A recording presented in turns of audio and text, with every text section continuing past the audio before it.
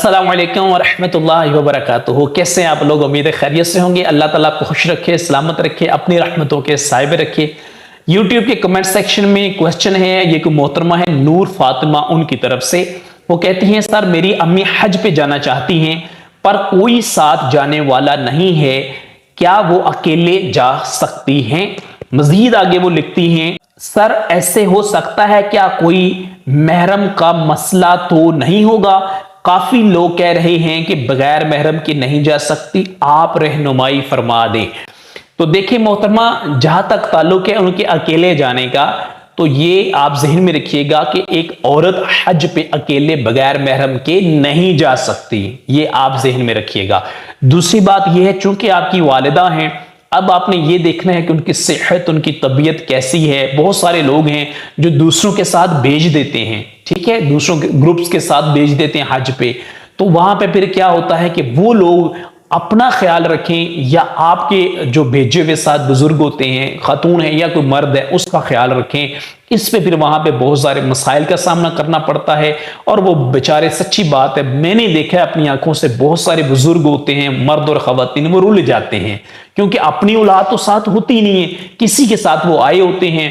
کھانا کھانے کے معاملات، گاڑیوں میں اترنے چڑھنے کے معاملات، سامان لوڈ کرنے کے معاملات، پھر سامان جب گاڑی سے اتارتے ہیں ہوٹل تک لے کے آنا، ہوٹل سے اپنے کمرے تک لے کے جانا، مسجد الحرام میں جانا، زیارات پہ جانا، بسز میں سفر کرنا، ان سارے معاملات کو پھر وہ مینج وہاں پہ نہیں کر پاتے۔ بہت سارے لوگ شکوہ شکایت کر رہے ہوتے ہیں جی وہ زیارات پہ چلے گئے ہمیں چھوڑ گئے ہیں، وہ عمرے پہ گئے ہمیں چھوڑ گئے ہیں۔ تو جن کے ساتھ آپ نے بھیجا ہوتا ہے وہ لوگ بھی سم ٹائم مجبور ہو جاتے ہیں کیونکہ انہوں نے خود اپنے معاملات بھی دیکھنے ہوتے ہیں، اور پھر ایک گروپ لیڈر ہوتا ہے یا اس میں 2-3 جوان ہوتے ہیں تو وہ سارے لوگوں کو مینج نہیں کر پاتے۔ یہاں میں آپ سے ایک ایکسپیرینس شیئر کرنا چاہوں گا کہ اللہ تعالیٰ نے جب حج پہ ہمیں بلایا تو ہمارے قافلے میں تو چند لوگ تھے، تو اب دوسرے جو گروپس میں لوگ تھے نا وہ بھی سارے ہمارے ساتھ اٹیچ ہو گئے تھے، مطلب بوڑھی خواتین تھیں ان کے اندر، تو وہ بیچاری ان سے صحیح پراپر چلا تک نہیں جا رہا تھا، ٹھیک ہے۔ اس طرح 2 یا 3 گروپس کے وہ لوگ تھے جو میرے ساتھ ہی عمرے پہ جاتے تھے، ساتھ ہی ہم زیارات پہ جاتے تھے، بلکہ ان میں ایک خاتون تھی جن سے بچپن میں قرآن پاک بھی پڑھتا رہا ہوں، وہ میری استاد بھی تھی، بہت زیادہ ان کی عمر ہو چکی ہے، تو وہ میرے کندھوں پہ ہاتھ رکھ کے میرے ساتھ وہ عمرہ کرتی تھی، حالانکہ وہ میرے گروپ میں نہیں تھی، وہ کسی اور گروپ سے گئی ہوئی تھی۔ اسی طرح 2-3 اور لوگ بھی تھے دوسرے گروپ سے آئے تھے، 2 گروپ پراپر ہمارے ساتھ ہی رہتے تھے، ہر وقت جہاں ہم جاتے تھے وہ ہمارے ساتھ ہی جاتے تھے۔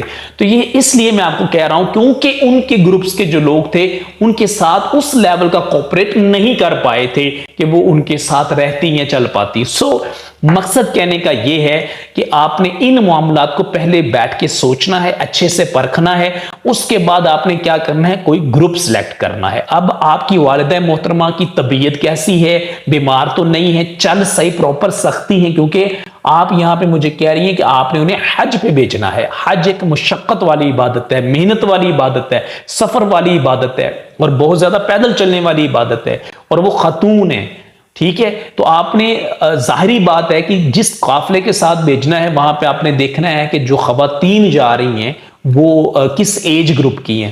آپ بوڑھی خواتین کے ساتھ ان کو تو نہیں بھیج سکتی نا، 4 پہلے خاتون بوڑھی ہوں گی، 5ویں آپ کی والدہ ہوں گی، تو 5 بوڑھی خواتین وہاں پہ جا کے معاملات کو مینج نہیں کر سکتی۔ یاد رکھیے گا یہ ریل وہاں کی سچویشن ہوتی ہے۔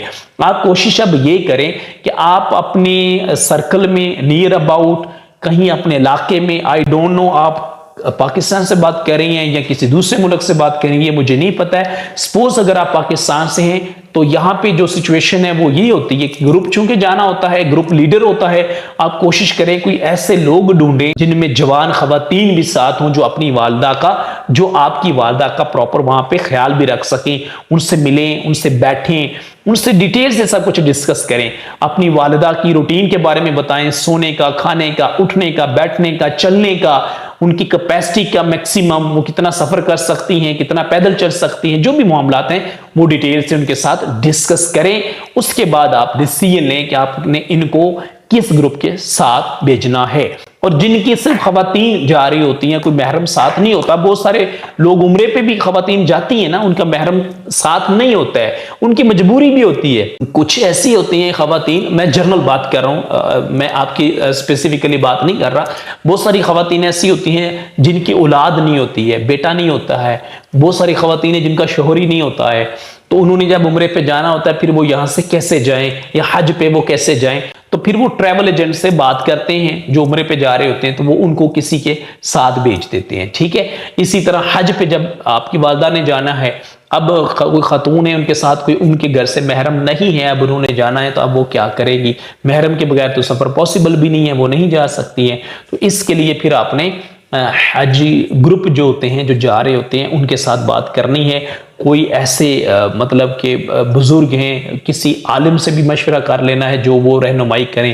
اجازت ملتی ہے تو اس گروپ کے ساتھ اٹیچ کر کے آپ ان کو بھیج دیں. اور بے شمار خواتین ہر سال اس طرح حج پہ جاتی بھی ہیں. ٹھیک ہے. بہرکیف ان کا خیال رکھیے گا, جانے سے پہلے معاملات کو اچھے سے سمجھ لیجئے گا.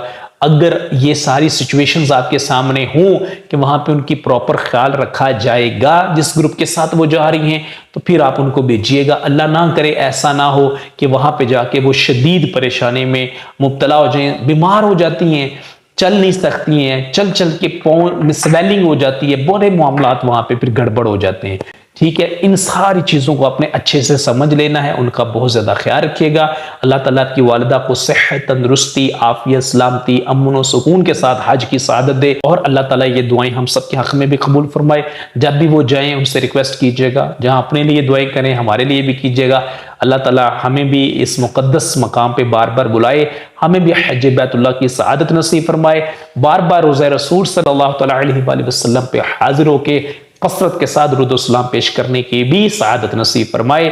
آمین یا رب العالمین. السلام علیکم ورحمۃ اللہ وبرکاتہ.